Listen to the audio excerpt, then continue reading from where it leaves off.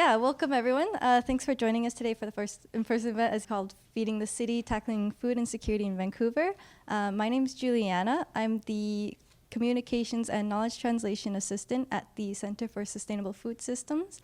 And I was also an undergrad. I did my undergrad at UBC not that long ago in forestry. My passions kind of lie at the intersections of food and sustainability.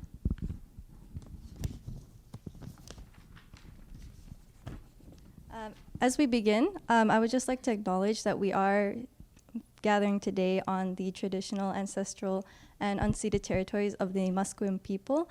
And much of our food production occurs like globally and locally on Indigenous lands, as food insecurity has been disproportionately affecting Indigenous, Black, and people of color. We cannot achieve food sovereignty and food security without acknowledging the impacts of colonization on the interdependent and interconnected land, water, and food management practices. And as we move towards food security, it is important to continue learning from and respecting and uplifting the voices of those who have achieved this harmony millennia ago. And I encourage everyone today and through this session and just throughout your day today to really reflect on our responsibility to the land and to the people. And I truly thank the Musqueam for having us today as uninvited guests. We're going to launch a poll today on Mentimeter just to get to know everyone a little bit. So basically you will go we'll pull it up on the screen here, but you'll use your phone and you can go to menti.com. Wait, here.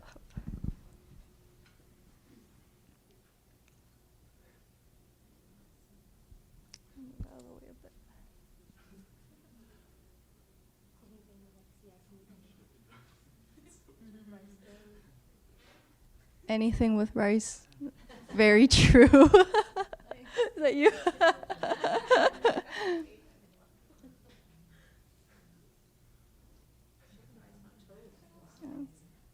With butter. Just with butter.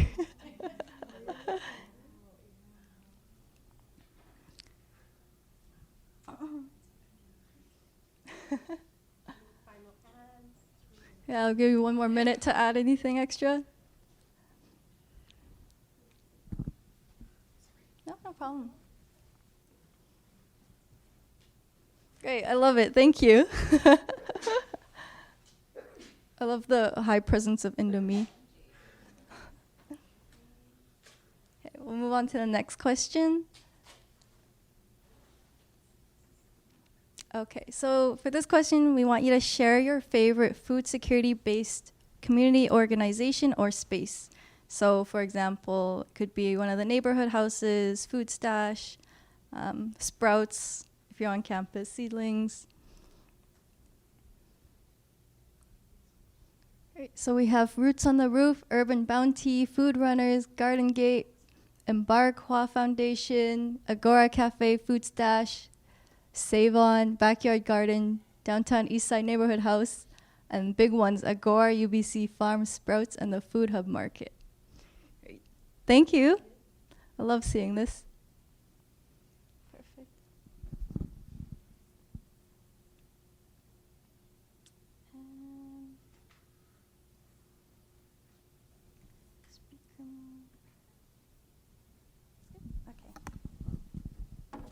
Thank you all for participating in that. So for today's event, we have adjusted the format. I sent an email, but we adjusted the format a bit so that instead of a Q&A session at the end, we're going to have a breakout session for about half an hour just to get some dialogue in and connect with everyone. So we'll have our speakers present first for about 10-ish minutes each. So it'll take us to 2, and then we'll take a break, and then we'll have the breakout session. And just a few housekeeping notes. The washroom's a bit hard to find, but it's just in this corner here through the hallway. And the recycling, compost, and all, they're in the kitchen. So when you're done with all of that, you can leave it there, and you can leave your plates in the kitchen as well. Please feel free to help yourself to all the tea, snacks throughout the event. And as you've already might have seen, we have an outreach table here with Jaylin with the UBC Farm. So today's topic is on food insecurity in Vancouver. Food insecurity affects 1 in 5 children in BC, and the problem has only gotten worse, as I'm sure all of you are aware of, especially with climate change and the pandemic. But also in Vancouver specifically, we have the housing crisis as well, which is really impacting a lot of people. And so we bring you here today with our panelists as well to share local perspectives and discuss how we might address the issue in our city with creative, long-term, and genuine solutions, not just Band-Aid solutions. So the first person we have today is Alira Sobrodo. Alira is a 4th-year international relations major and currently serves as a food policy assistant at the CSFS.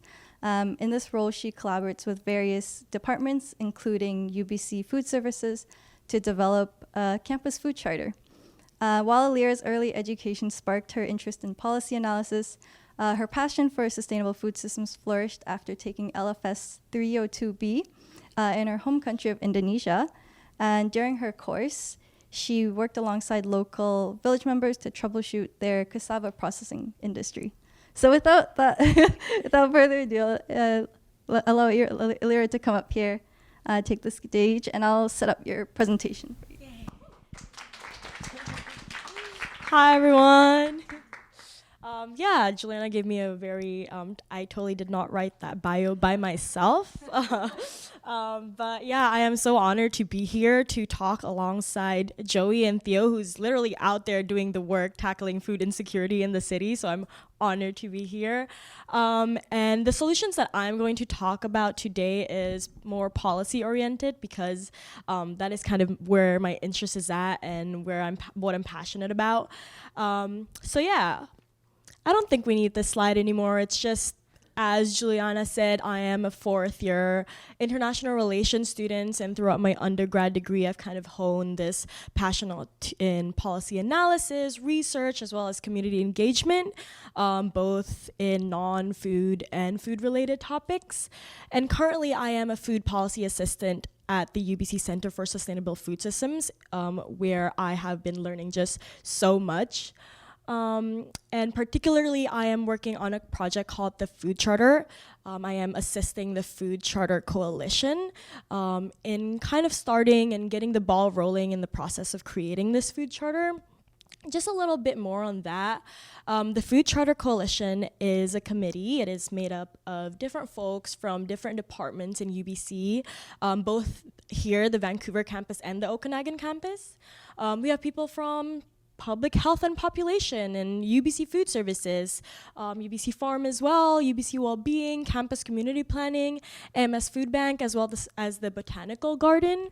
And it was really important for this committee to be made up of very diverse people from different backgrounds that can give different perspectives, because our vision for a food charter is this kind of overarching framework that could help advance a just food system on campus, whatever different interpretation of just may be. So in order for this framework to be truly inclusive and intersectional, this is why we are made up of different members, and today we continue to try to engage more faculty representative, more student voices in order to kind of bring this vision to life. And if that still sounds vague, that's fair.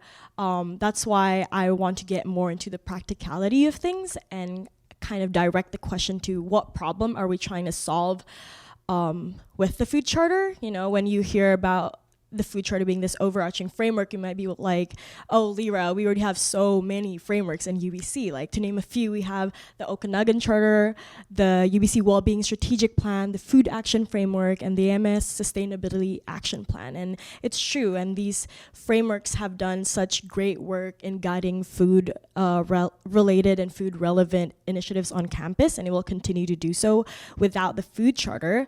But there is a problem in having such a diverse and overlapping framework. It's that nobody's actually working together and there's no kind of like an aligned strategic action. And for that reason, the idea of a food charter has come to surface over and over again as sort of this framework that could encapsulate a unified vision. And our idea for it is for a framework to be backed up by a committee of different food and non-food related department. The charter could serve as a unifying government structure that feeds into community and sub-working groups. And one thing I want to clarify is, because our topic today is solutions, that the food charter itself is not the solution, but it is kind of a really great springboard to start designing solutions. For example, we're talking about, let's think of solutions towards food affordability. And so we can also use the food charter to refer and think about how strategies towards food affordability must also align with ethical procurement of that food, and it must also honor indigenous food sovereignty as well as advance climate resilience. So that's what the food charter would do, kind of advance food security in that sense. And again, before I get to my actual solutions, I do want to say that solutions are ever rarely perfect. I really appreciate Sean for kind of acknowledging that there's this really complex relationship between RBC and UBC Farm, and we can all acknowledge that that contradiction exists in our everyday work and exists in this space today. And I just want to say that I don't think we took the Mentimeter and everybody really kind of expressed the value that they felt at UBC Farm as a food security group on campus, and I don't think this contradictory relationship devalues the good work that UBC Farm has done. Of course, at the same time, it doesn't justify the harm that's being put out there, right? So our work is to kind of navigate through this contradiction, acknowledge these complexities, hold opposing tensions, and just be really critical about the work that we do, which I think UBC Farm is doing a great job of. That's what I'm trying to do every day, reflect on my positionality, my privileges, and always be critical about these things. And that's just I think a really great step forward into thinking about solutions.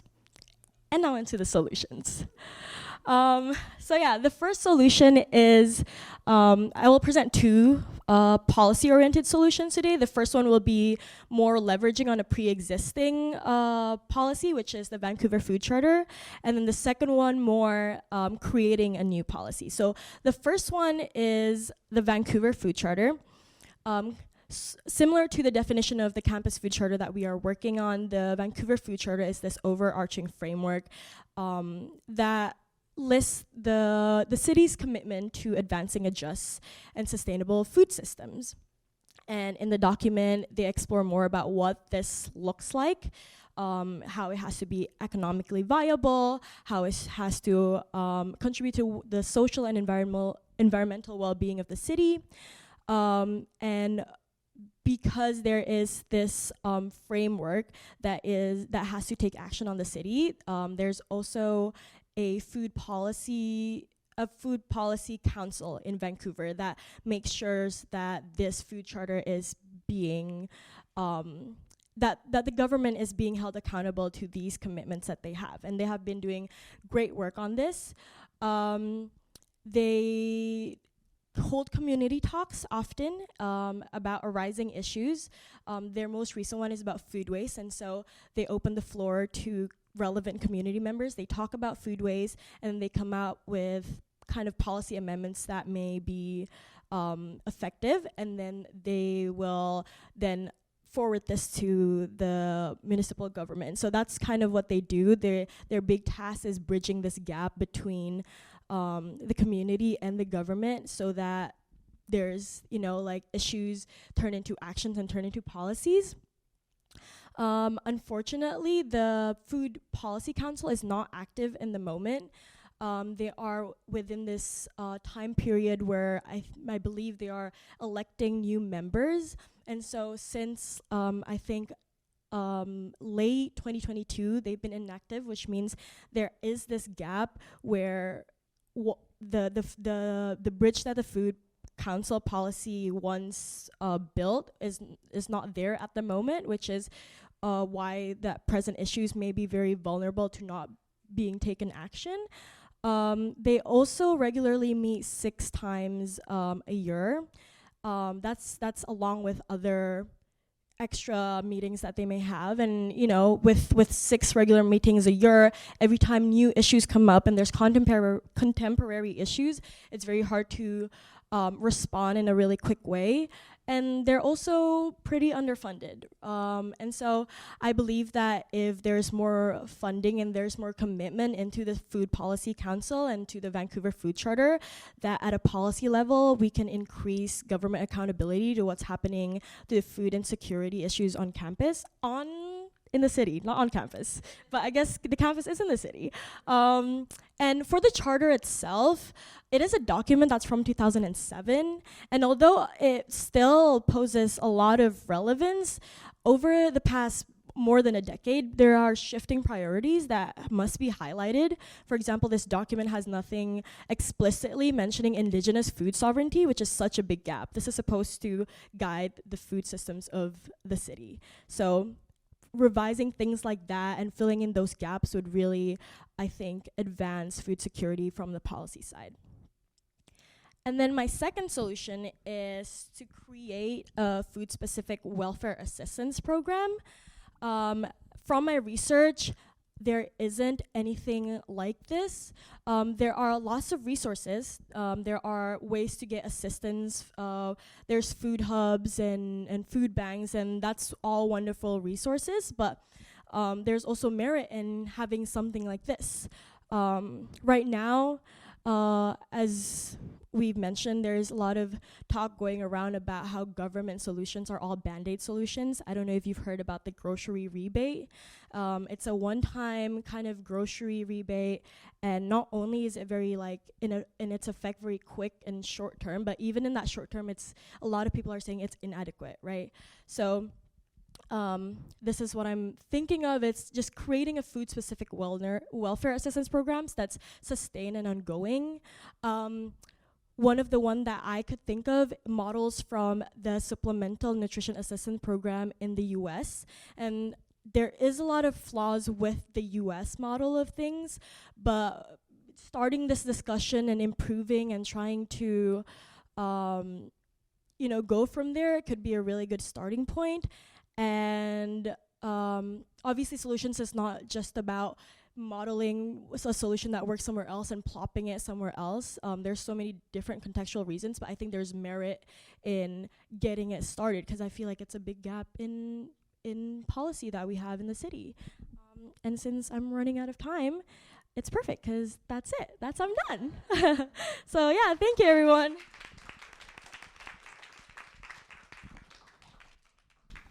Thank you so much, Alira, for that amazing presentation.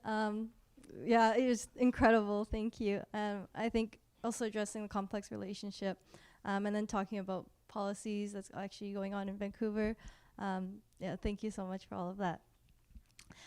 So next we have Joey Liu. Joey is a first-generation Cantonese immigrant settler living on the sacred and stolen homelands of the Squamish, Musqueam, and Tsleil-Waututh nations. She has been connecting herself and others through food for the last 10 years. Joey is currently the food security manager at the South Vancouver Neighborhood House, where she's working with her team and network of community partners to lead the South Vancouver Community Food Hub. So with that, I'll pass it over to Joey. Hello, thank you. So nice to be with you all, and I'm really excited to get into the conversation. Also want to just give a really big shout out to your presentation, and there's actually so many things in there that I would love to dig into as well, having been on the Vancouver Food Policy Council for a couple terms. But I will start with giving you a bit of a background on where I've been coming from and the work that I'm doing, and we can kind of get into addressing things after. It's funny, we also have the same title page. So great minds think alike. Okay, thanks. So I'm the food security manager at South Vancouver Neighborhood House. I've been doing so since 2020. And the program that we're running is called the South Vancouver Community Food Hub. I was actually curious first how much people knew about South Vancouver. Do people either live there or kind of like hang out there a little bit here and there. I think a lot of my work and a lot of the sharing that I do kind of goes back to some of the specifics of South Vancouver. So I just wanted to share that first. So when I started at SVNH, I did not really know that much about South Vancouver either. But what I did learn is that it's huge. That's one word I would use to describe it. The areas of South Vancouver are from Main Street to Boundary, and 41st down to the river. So it's 3 distinct neighborhoods, Sunset, Victoria Fraser View, and Killarney. But as you can see, I put in the brackets there, we actually have been doing some like community advisory work to connect with residents. And they've actually identified that there's kind of more like 12 unique neighborhoods that are special to them within that area. There's over 100,000 residents. It's actually like about a sixth of Vancouver's population. Mostly racialized and newcomer residents, and very multi-generational. If you've kind of been in that area, you see there's lots of like single detached homes, and a lot of the time it's like at least 3 generations living together, and even more so through COVID. And so having such a giant geographical area can be really challenging, especially when transportation is an issue. I think a lot of people tend to a lot of services tend to be centered around downtown east side, kind of just more northern areas of Vancouver. And so South Vancouver, a lot of the barriers are reflected in the fact that there's very little investment in amenities, in services, in nonprofits, in childcare spaces. Kind of the further you get into our area, the less there is. And so we've actually at SVNH have been doing a lot of work in the last few years to research the inequities for residents and organizations in South Van. And we've actually been working with SFU for the last couple of years, and they came out with a report the last September, really highlighting just what the differences are. And so a lot of people, when they kind of settle in South Van, they also they tend to be in lower wage jobs, and they, to save funds and have things more affordable, they move into, again, these multi-generational homes together. And I think with all these kind of lack of resources, it really does impact food and how people can access food, which I'll get into in a second. So South Vancouver Neighborhood House, we have been running many different programs. We really reflect the community and what people need and what people want to see. So we have lots of different programs for seniors, youth, etc. We've been running food programs for over 10 years. A lot around food literacy, bringing people together, having meals, that kind of thing. We did work with the Greater Vancouver Food Bank for a few years before COVID started to do a food hub where they would do food distribution in our area or in our house. And so, of course, with COVID, things have changed. Everybody's having to pivot. What we offer now, we've been able to do newcomer cooking groups. Actually, we have a huge youth population in South Van, and they really want to learn more about food, and there's actually very few resources. So there's actually a high demand, but low supply. We have a rooftop garden. There's different gardens across South Van. And the program that I have been running since 2020 is the South Vancouver Community Food Hub. And so the history around that is we used to be part of the food bank, their partnership, and we actually hosted them to run food distribution. And we were one of the biggest sites because they used to go into different neighborhoods and run this similar type of program. We had about over 500 households per week. And it wasn't just South Van residents, but also just people from all over. During 2020, that food hub couldn't continue anymore. And so we, being a neighborhood house, being very nimble, we worked very quickly, I think within a matter of days, to start doing, emergency temporary programs. towards the end of 2020, there was, that recognition that things were going to open up again, childcare and all that kind of thing in the space, in the neighborhood house on Victoria Drive. And so we worked with United Way, we worked with different partners to find a new space to open a more long-term food hub. And so we're actually at the Langer YMCA right now. If you ever get off the SkyTrain on 49th, just come say hi. But what we're doing is we're continuing to do food distribution. And I'll just show you this slide here. We've been doing it since 2020. My team and myself, our whole program got started because of COVID. And what we've been really working on is our short-term vision for the last few years. Establishing a space for food distribution, engaging with different partner agencies to run food distribution and holistic supports across South Van. And basically providing, respectful, culturally appropriate, healthy food to food insecure residents. And so I think one of the things that I'm the most proud of in our program is that, we've really been very focused on relationship building. Our program's very relational. We have someone on our team who actually goes through, what people are going through. They'll do a lot of work to refer people to either South Vancouver neighborhood houses, different holistic programs, whether it's employment support, childcare, settlement, and also working with other agencies to, basically to help people not need the food support anymore. So it was a big undertaking. We're still doing it. And we also have a decentralized model. So, earlier, as I mentioned, the geographical area is so huge that it doesn't really make sense to ask or to require people to come to one location where there's a huge lineup, conflict happens in the lineup, people have to wait for hours. So what we do is we, again, work with the partners that we have to basically we package a lot of our groceries at the hub and send them to our partners, and the partners give them out to the residents that are coming weekly. And that way they can actually focus more on, connecting with people, seeing how they're doing, learning their names and checking in with them.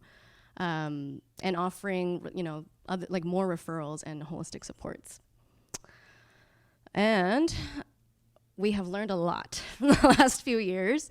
We've learned a lot. So, I was, we were just chatting before the event started and just saying how, COVID actually highlighted a lot of the issues that were already happening. And so one of the things that is very evident is that, in South Van, space,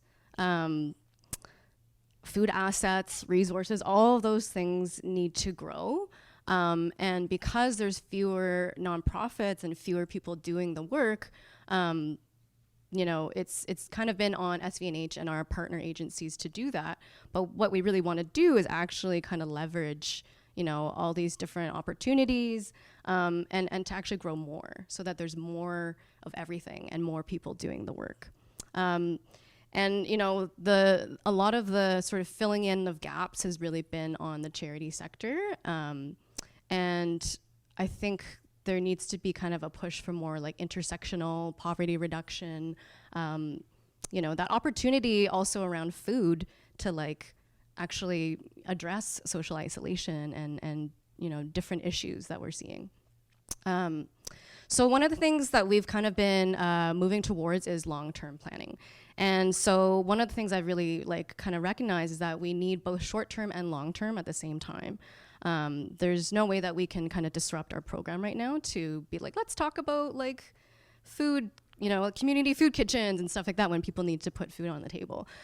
So what we realized in the last year or so is that we really need to learn more from the community.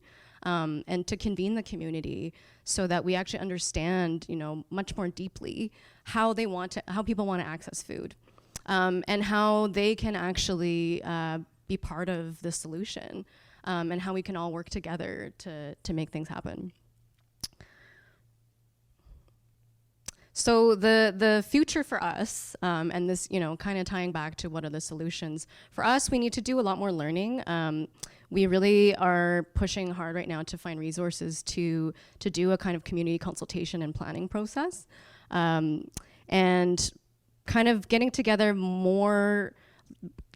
residents, but also getting together different partners and stakeholders and people, groups in the community who aren't usually part of this conversation.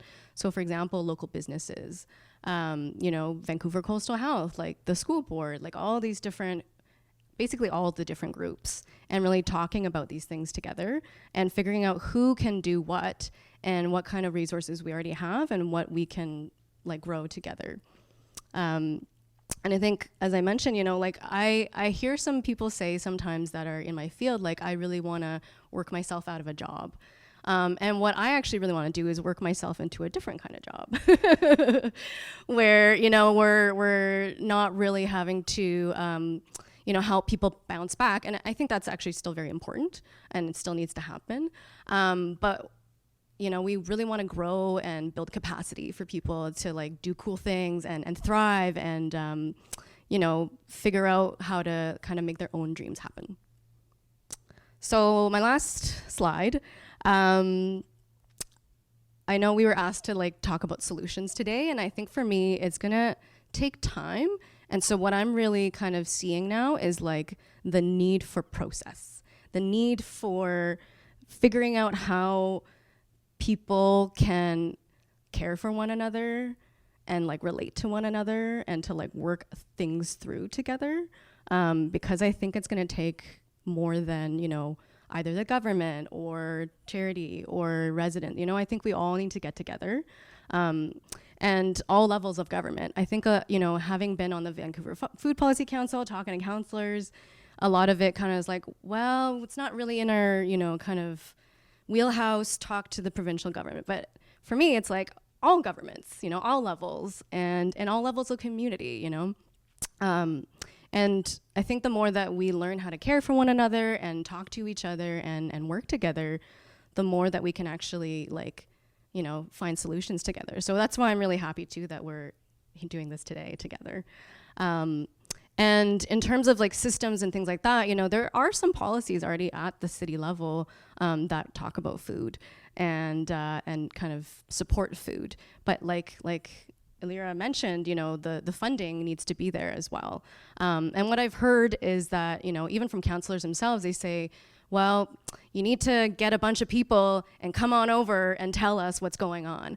And so I think the more, again, that everyone can kind of get together to mobilize and tell them what's going on, I think it's going to be more impactful. Because I think they do hear from charities and the council members sometimes too, the Vancouver Food Policy Council members, but it's actually way more powerful when community voices come together, get organized, have an ask or multiple asks, and to actually give them a framework to work with. I think I'll stop there. But happy to talk more. This is May. Let's dream and make things happen together. Thank you so much.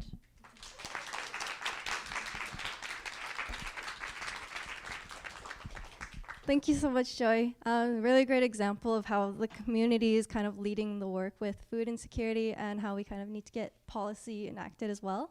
The next person and the final person, but of course not least, that we have speaking is Theo Lam.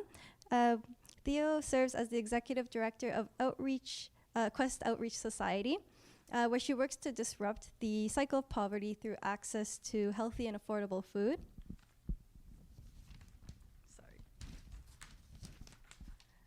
By bridging the gap between food banks and traditional grocery stores, Quest provides a grocery experience based on principles of dignity, access, and sustainability across a network of nonprofit grocery markets across the Lower Mainland. Theo is also the co-founder of Feed and Growth, a program that is run in partnership with Van City and also the UBC Farm that is committed to supporting progressive food entrepreneurs interested in scaling their business. So with that, I'll lead this to Theo. Thank you so much. I offer my respects to the Musqueam Nation elders past and present. I operate at Quest, which is on the unceded and stolen territory of the Musqueam, Squamish, and Tsleil-Waututh nations. And our markets spread across at least nine different nation territories across Metro Vancouver. I'm delighted to be here in community with all of you talking about food. Quest operates across Metro Vancouver, and so our scope and mission extend beyond the colonial boundaries of the city of Vancouver, but we do spend a lot of time within these city boundaries as well. I guess I'll just build off a little bit about me. I am one of the co-founders of Feeding Growth, which I sometimes forget. It's this amazing program that has been sustained and carried on by UBC Farms and began with a group of 3 people who saw a gap in how second stage food entrepreneurs were lacking the resources to scale their business.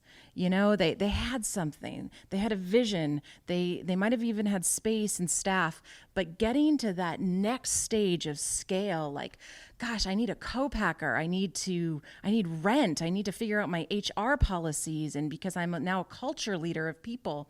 And so Feeding Growth stepped in to bring that skill set to the community. I came on board not as someone with a food background, but as an operations person. I knew how to do that. And so I had the pleasure of doing that for 2 years, and then it said goodbye. And it's in beautiful and strong hands. Up until recently, I was also a practicing facilitator. The last job I had actually was facilitating the senior leadership group of Pepsi Frito in the United States. I was working with a really remarkable group of people. That is a very interesting community and space to think about food and food security as well, and I learned a lot from it. And now I'm the executive director of Quest. So Quest Outreach Society has been around for about 30 years in one form or another. And it started out like so many awesome things do. It was just a concerned group of community members who came together and said, you know, we want to make better food available for folks in a really specific neighborhood, and that neighborhood is known as the downtown east side of Vancouver. So it's about 30 years ago. They were bound and brought together through their faith. So it was a faith group who brought this community together, and they started operating out of the back of a truck serving prepared meals. It evolved over many years, and about 15 years ago, we became what we are today, which is this more traditional nonprofit society model and registered charity.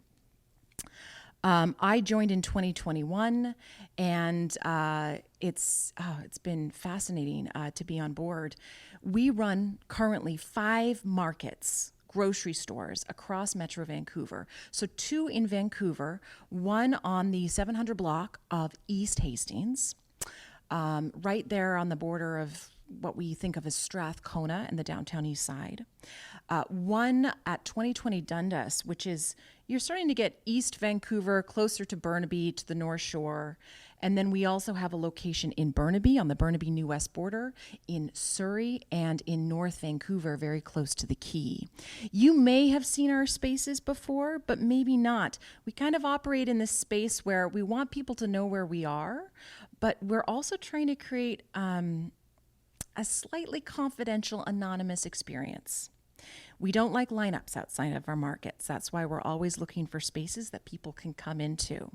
If you are a Quest client, you can come to Quest when you want, as much as you want, buy as much as you want, and return when you want.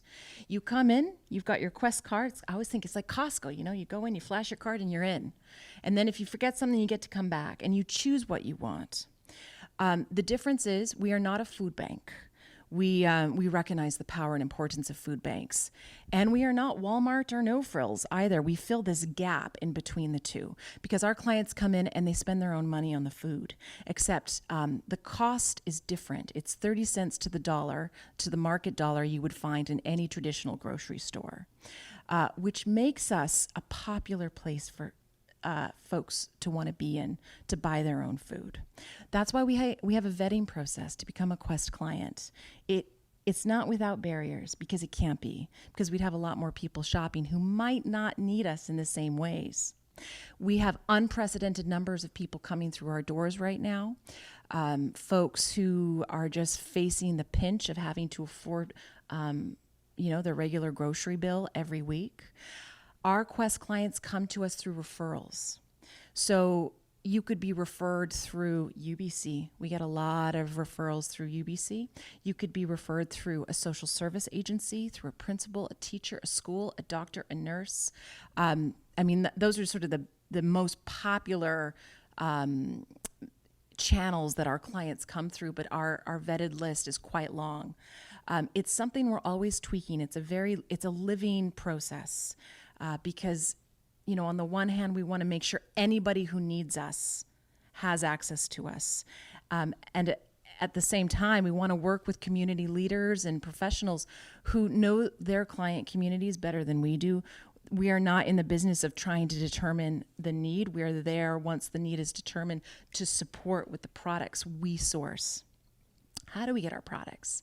We were one of the first organizations about 20 years ago to really lean in to the redistribution of a food model. So food that was nearing its best before date and was earmarked for the landfill. We got in there and said, we'll take that, thanks so much. And we're so good at it now, we can move food from a distributor to a client's household kitchen in under 2 days. We've clocked it. That's great. Now, I spent a lot of time also being uncomfortable in that model. Uncomfortable because there are two different values at play. On the one hand, we're serving community members who really need us, who are operating on the margins. Most of our clients are living at or below the poverty line, as defined by the BC Poverty Coalition. Household of 2 adults, 1 common income of $40,000 or less. That's their annual income.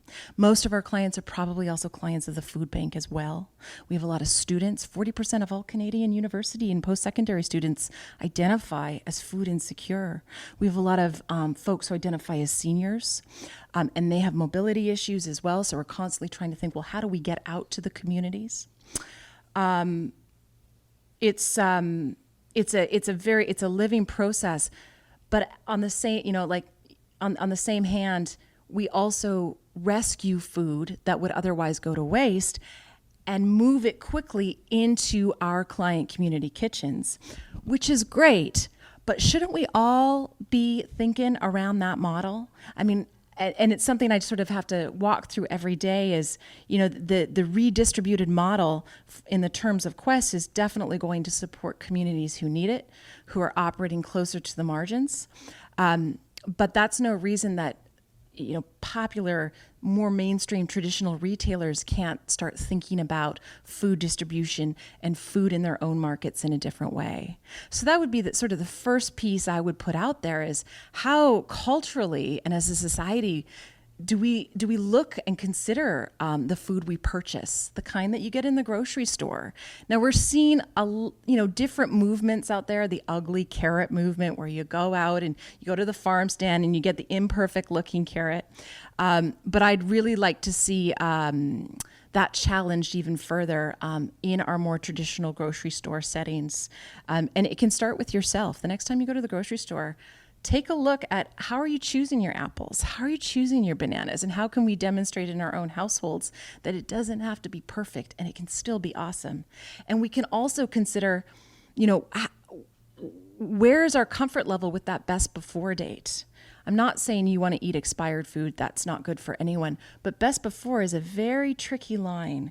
And a lot of our clients purchase the food that is near or past its best before date because that's the food we're able to get out and interrupt before it lands itself in the landfill. It's still good. But there's a lot of work that needs to be done around our conversations around what food is good and for how long. Because right now we're putting a lot of food in the landfill, thank you, that doesn't need to be there. I think the second piece is take a look at your own organization, whether UBC Farm or South Vancouver Hub, and ask yourself, what are the principles you're operating under?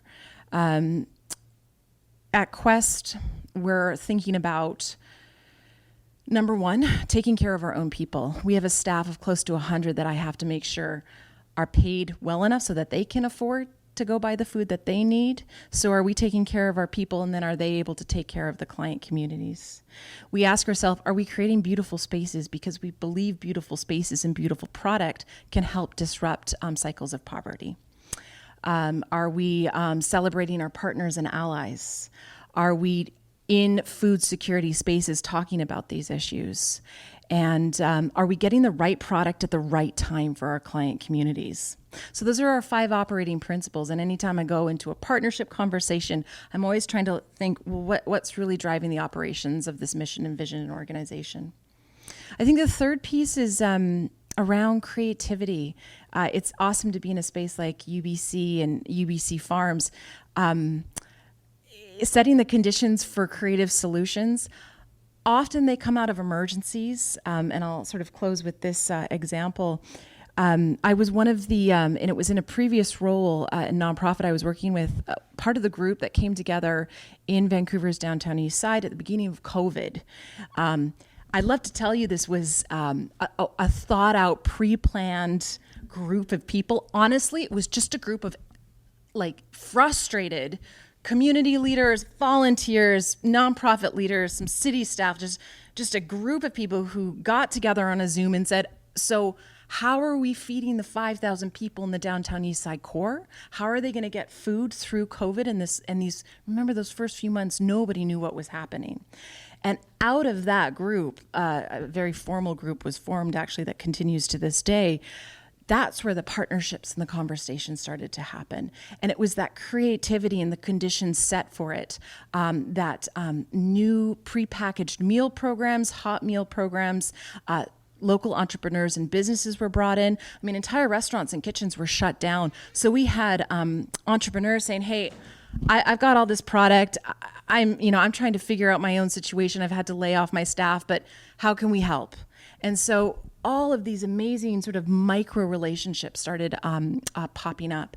And all it took was a group of concerned, slightly angry, frustrated people to come together and say, WTF, what are we going to do about it? I do think those emergency conditions can inspire a lot of creativity. And I do think our food situation is in an emergency environment right now. And so the more we can bring that language to it and set the conditions to respond the way we would to any emergency, I think the more able we'll be to inspire the kind of creativity and policy and leadership that I see here today. So thank you.